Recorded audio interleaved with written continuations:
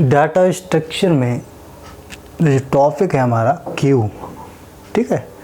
Q में जो concept है वो है, ये यहाँ दिया गया है, ये सर्कुलर क्यू, ठीक है। तो यहाँ पर ये पूछ रहा है positions of rear and front pointer, ठीक।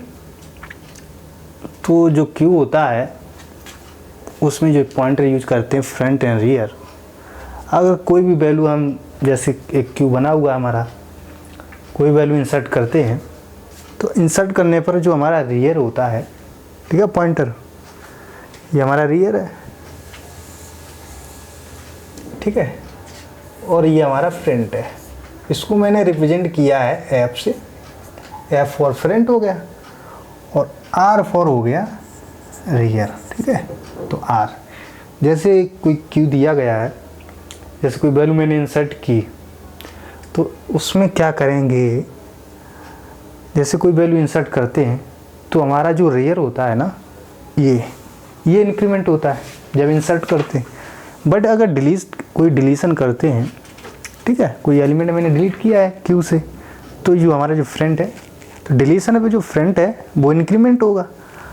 बट जब कोई इंसर्शन करेंगे तो जो हमारा रियर पॉइंटर है ये इंक्रीमेंट होगा, ठीक है। ये हो गया हमारा। अब जो दिया गया है, the a circular queue of A characters is implemented using a linear array. एक एरे यूज किया गया है, ठीक है, और एरे यूज किया गया है, जो इंडेक्सिंग दी गई है एरे की वो 1 to 6 दी गई है, ठीक है। तो जो हमारा एरे है वो इस तरह से होगा कुछ,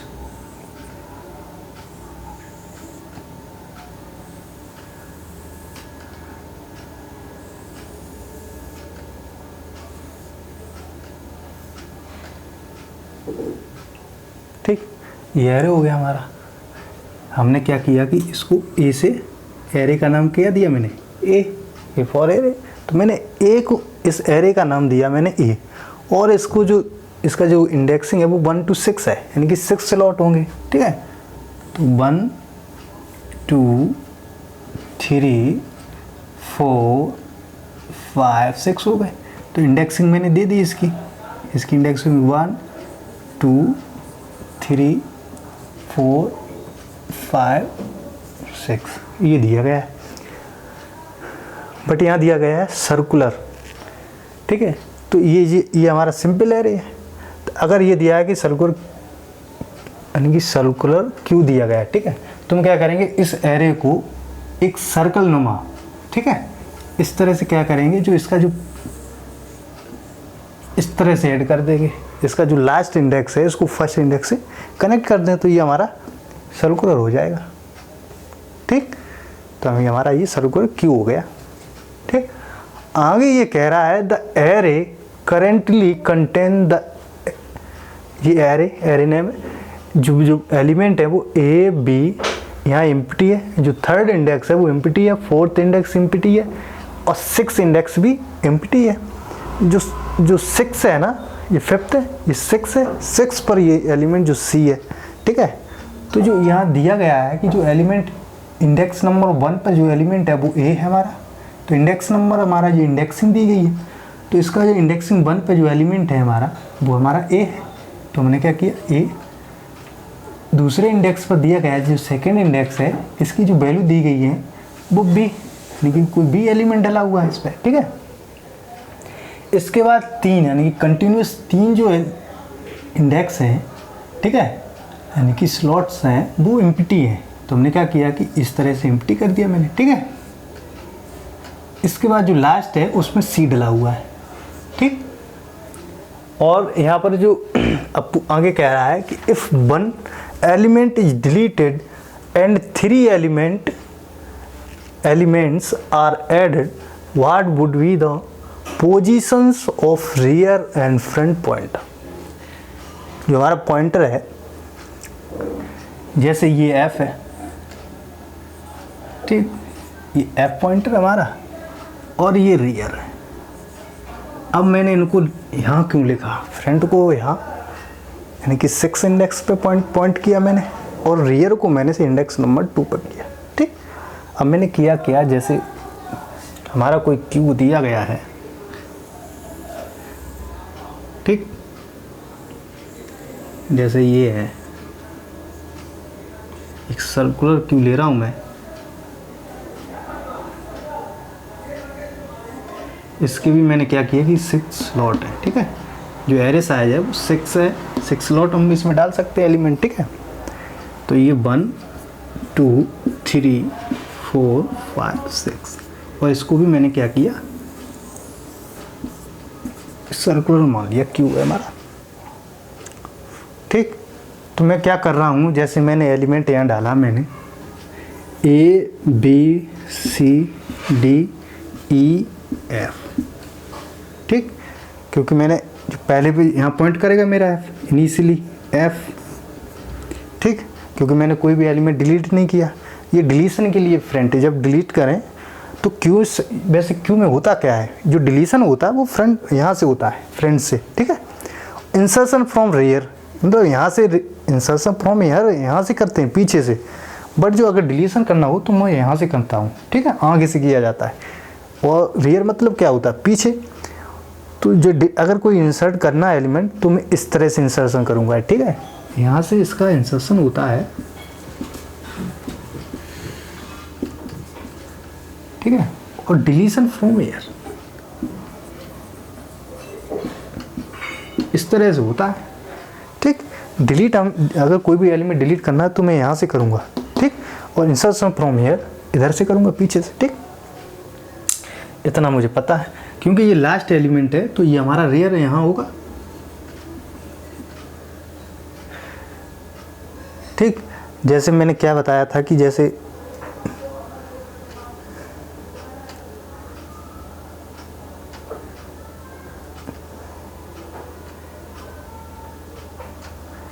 हमारा पहला एलिमेंट मैंने डाला इस एरे में, ठीक, इस क्यू में डाला, तो क्या है कि जो पहला फ्रंट है वो ए पे, इस इंडेक्स पे कम करेगा, और ये भी, यानी कि जो आर है वो भी यहाँ करेगा, ठीक है, क्योंकि ये पहला एक ही एलिमेंट।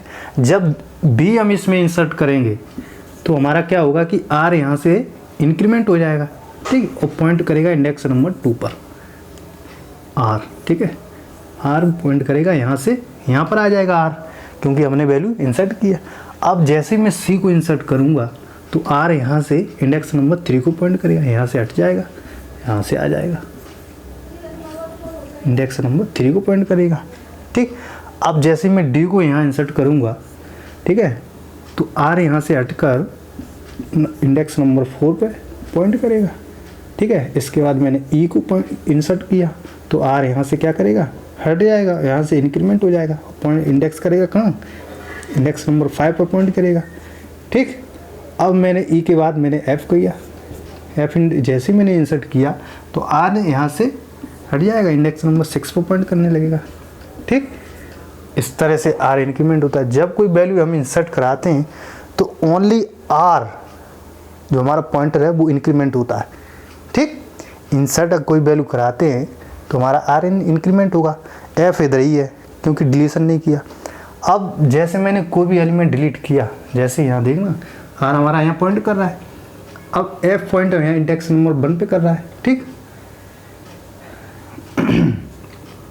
जैसे ही मैंने ए को डिलीट किया तो एफ जो है इंडेक्स नंबर 1 से हटकर इंडेक्स नंबर 2 पर पॉइंट करने लगेगा, ठीक, क्योंकि ये एम्प्टी स्लॉट हो गया। तो एफ पॉइंट करेगा यहाँ, ठीक, पॉइंट यहाँ करेगा।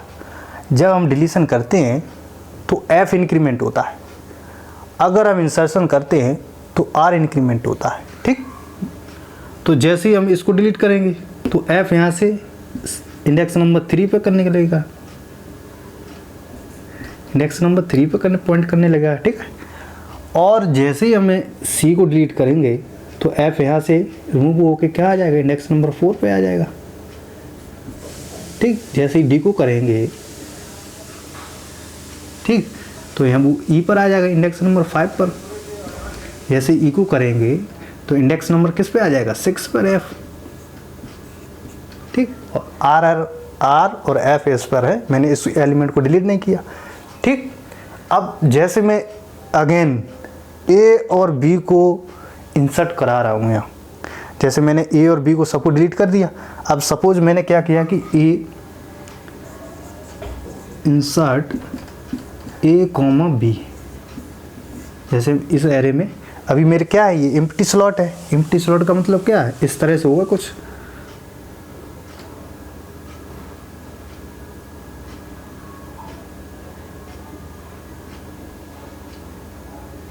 ठीक है, इस तरह से होंगे।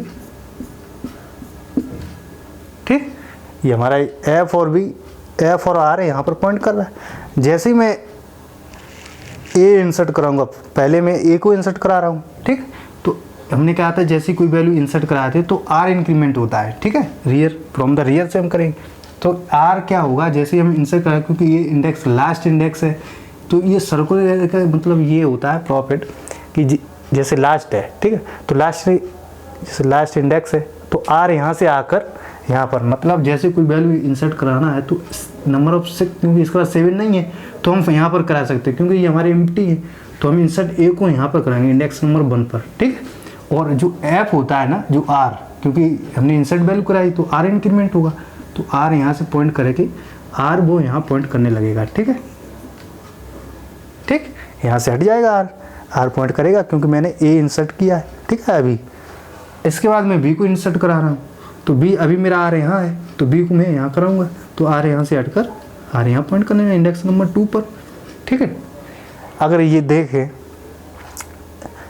इस जो सर्कुलर की है क्यू है हमारा और जो वैल्यू दी गई है ये वाला क्यू सेम पॉइंट कर रहे हैं, ठीक है। ये जो लिखा हुआ है वो सेम टू सेम ये लिखा हुआ है, ठीक, ए बी एलिमेंट, और जो आर है वो पॉइंट कर रहा है इंडेक्स नंबर 2 और एफ कर रहा है जो इंडेक्स नंबर 6 है, बट वैल्यू यहाँ सी डली हुई है, यहाँ पर मेरी एफ है, ठीक, और सेम टू सेम है, इस तरह से इसको लिखा हुआ है, ठीक। अब मैं क्या करता हूँ, अब जो क्वेश्चन कह रहा है वो मैं बताऊंगा।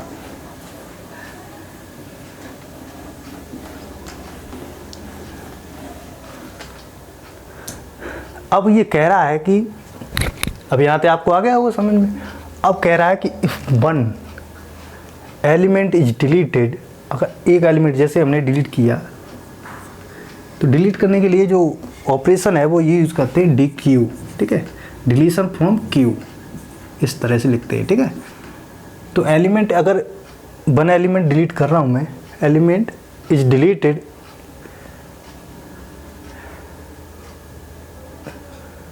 ठीक, तो डी क्यू ऑपरेशन लगा दिया मैंने, ठीक, तो डिलीट क्या कहेगा, डिलीट 1 एलिमेंट,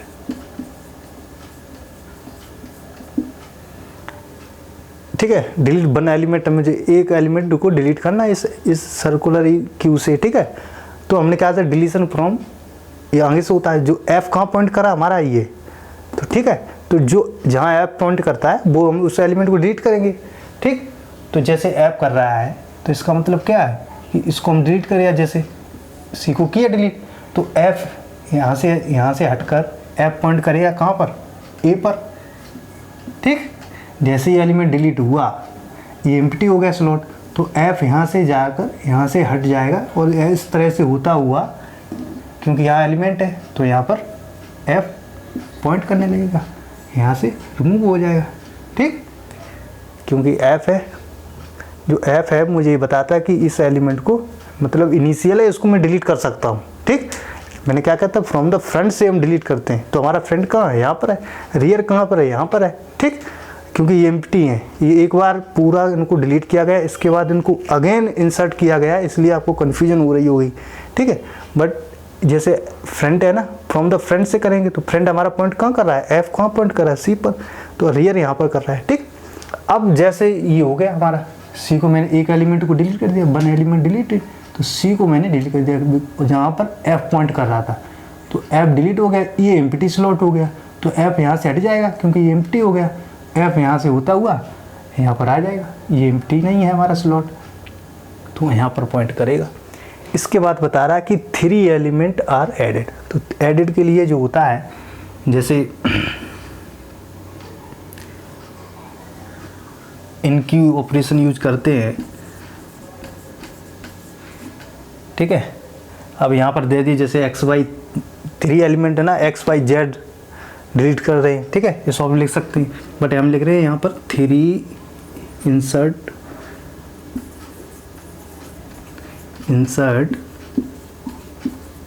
3 एलिमेंट,